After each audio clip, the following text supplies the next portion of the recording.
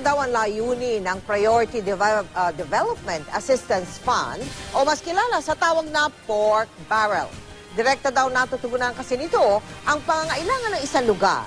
Pero may mga mambabatas na gumagastos sa proyekto ng ibang distrito. Gamit ang pondong dapat sana'y pinakikinabangan ng mga lugar na kanyang kinakatawan. Narito po ang pagpapatuloy ng serye ng special report na pinamagatang Pork Chopped. Nakatutok si Jessica Soho. Kung tutuusin, maganda ang layunin ng PDAF o ng Priority Development Assistance Fund o mas kilala sa tawag na pork barrel ng ating mga mambabatas.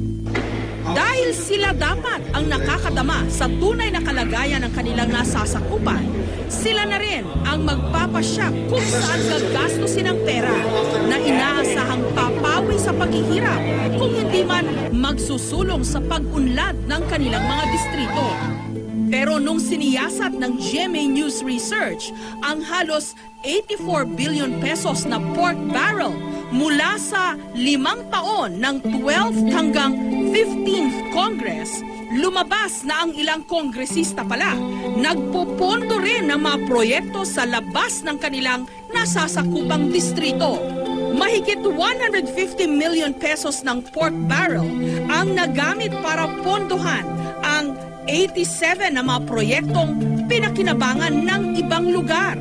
Mahigit kalahati o halos 76 million pesos nito ang galing sa mahirap na probinsya patungo sa mas mayamang probinsya. Mahigit 74 million pesos naman ang galing sa mayaman patungo sa mahirap na probinsya. Pero paano kung ang pondong nakalaan para sa pinakamahirap na probinsya sa buong bansa napupunta pa sa iba?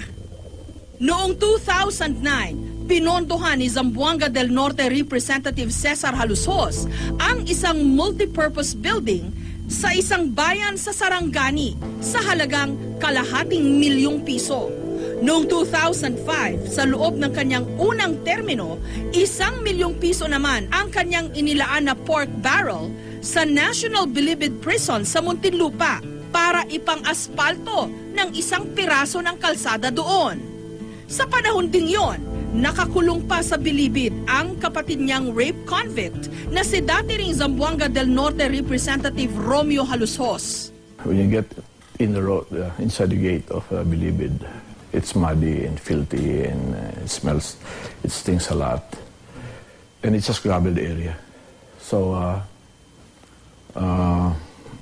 sabi ni Romeo, can you help and pave this asphalt lang, maski manipis, para lang malinis yung pagdaan ng mga tao.